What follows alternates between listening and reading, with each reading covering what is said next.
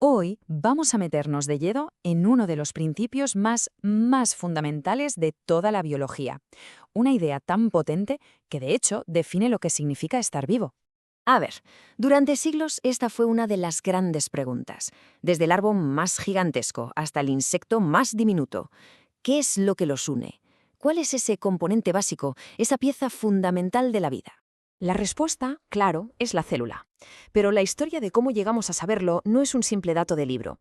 Es, en realidad, una fascinante historia de detectives científicos que duró siglos. Así que, vamos a empezar por el principio. Nuestro viaje arranca hace más de 350 años, con la invención de una herramienta que nos permitió ver mucho más allá de lo que el ojo humano podía siquiera imaginar.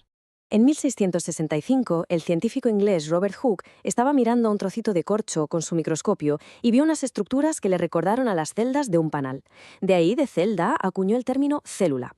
Lo curioso es que, en realidad, solo estaba viendo las paredes de células ya muertas.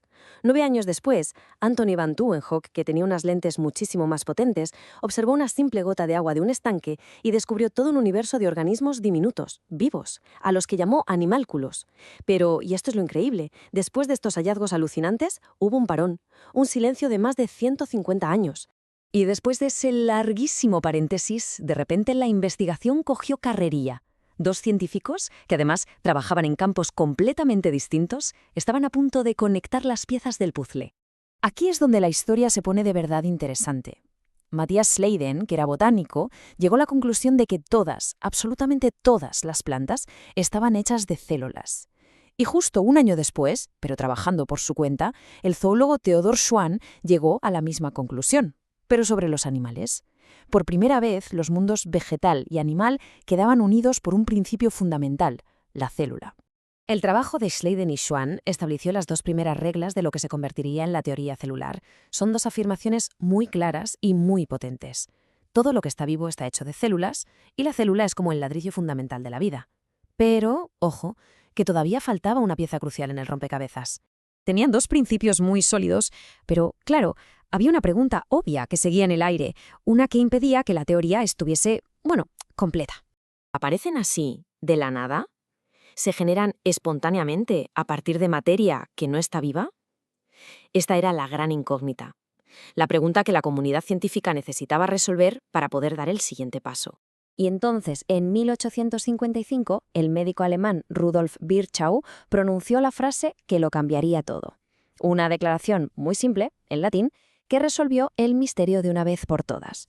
Su significado es profundísimo. Las células no aparecen por arte de magia. Se dividen, nacen de otras células. Esta idea fue la que completó los pilares de la teoría celular clásica, aportando la pieza final que explicaba la continuidad de la vida.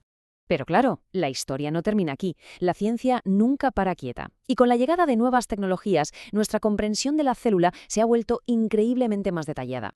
Hoy, la teoría se ha ampliado. Mantenemos los tres principios clásicos, por supuesto, y añadimos un cuarto que es crucial para entender la herencia y la evolución. Que las células contienen la información genética, el ADN, y ésta se transmite de una célula a otra durante la división. Esto es un gran ejemplo de cómo la tecnología puede refinar una teoría. El microscopio electrónico no la desmintió, al contrario, la enriqueció. Nos reveló una complejidad interna asombrosa y nos permitió entender cómo funciona la célula a un nivel que Virchow o Schwann jamás habrían podido ni soñar. Y esto es muy importante porque la teoría celular no es solo un concepto abstracto de un libro. Entender, por ejemplo, que las células cancerosas tienen un metabolismo diferente al de las células sanas, algo que descubrió Otto Warburg, es un conocimiento que impulsa directamente, hoy en día, la búsqueda de nuevos tratamientos contra el cáncer. Y así cerramos con una pregunta que nos lleva de vuelta al principio de todo. La teoría celular explica la vida tal y como la conocemos, pero nos deja cara a cara con uno de los misterios más profundos de la ciencia, el origen de esa primera célula ancestral de la que todos al final descendemos. Una pregunta que nos recuerda que la investigación, en realidad, nunca termina.